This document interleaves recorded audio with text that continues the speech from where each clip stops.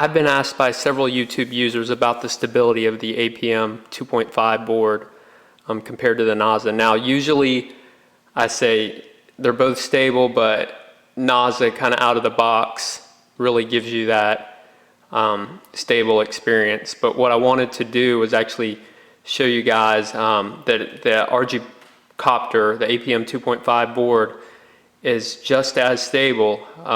It takes some tweaking, and I haven't spent a whole lot of time doing the manual settings, but what I wanted to do in this video was talk you through kind of the auto tuning sequence for stabilization. It's quite a powerful process because you put it in tuning mode, and then you fly it and hover it, and then it takes care of all your PIDs and settings and stores those in memory. So this video will walk you through that process.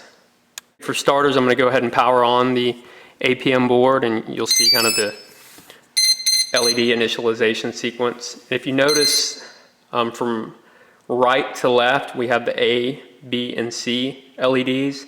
So for the sake of this tutorial, we're only going to be concerned with the A and B LEDs. The C LED is related to GPS, and we're actually indoors right now, so we're not going to mess with that. But if you, like myself, come from a KK multi-copter background, you'll know the arming sequence with your throttle is down and to the right, so I'm going to give it a down and to the right for 2 seconds, and then you'll notice the change in the LED sequence. So once the A LED goes constant, that means we're ready to fly. Now if I go down and to the left for about 2 seconds, that A will disarm and start flashing again, and that means we're in a disarm state. Okay, for the auto tuning or auto trim sequence, let me point out that it's important that you've already completed a first flight, or at least been able to hover your ArduCopter above the ground, 3 or 4 feet, just to get a feel for, of course, are your props mounted correctly, or motors rotating. Obviously you won't be able to get off the ground if that's not the case. So once that's done, what you can do, it's this neat feature of auto trimming where I'll take you through the arming sequence and then show you actually how you trim it out, and then you'll notice that the stabilization is actually a lot tighter than what it was if you had just taken the ArduCopter out of the box. I'll start with just showing you the LED sequence so that you're in auto trim mode, and then show you what needs to be done next in terms of dialing in your settings. So we'll begin with the arming sequence and hold into the arming position. So you'll notice that my LED sequence has changed, but I want to keep the arming going for about 20-25 seconds, meaning I want to have that throttle down and to the right.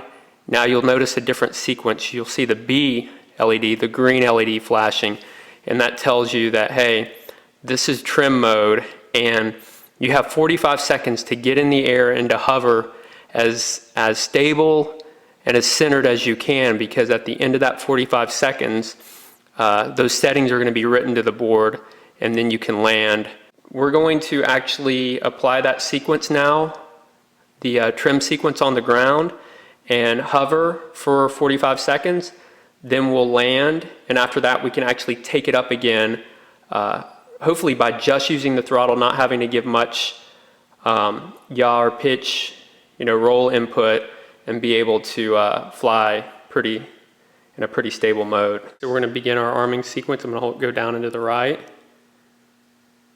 Okay, now we're going to see our standard arm. The red LED is constant. Now it's starting to blink. Okay, now the green LED is blinking. So now we're in our auto trim mode.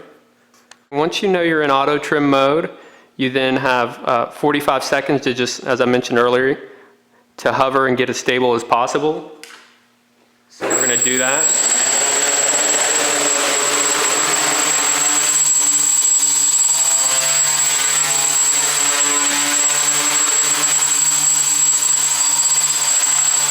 So we're just going to keep it here. Work with your inputs, find the sweet spot, and just keep that going. And after that's done, you can actually see the red LED is constant again. And so I'll go ahead and land. And so our inputs should now be written to memory, and you'll notice that I'm still in the armed mode, and what I'll do is I'll take it up for a flight, and we should be auto trimmed out and super stable.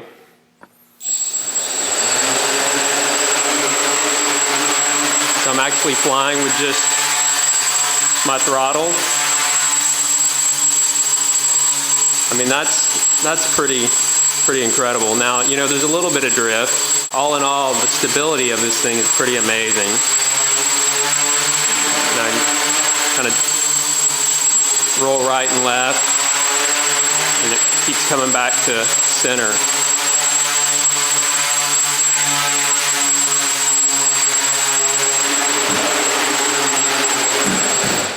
So that's what you can do to auto trim your APM, and I think you'll be pretty impressed with just the overall stability.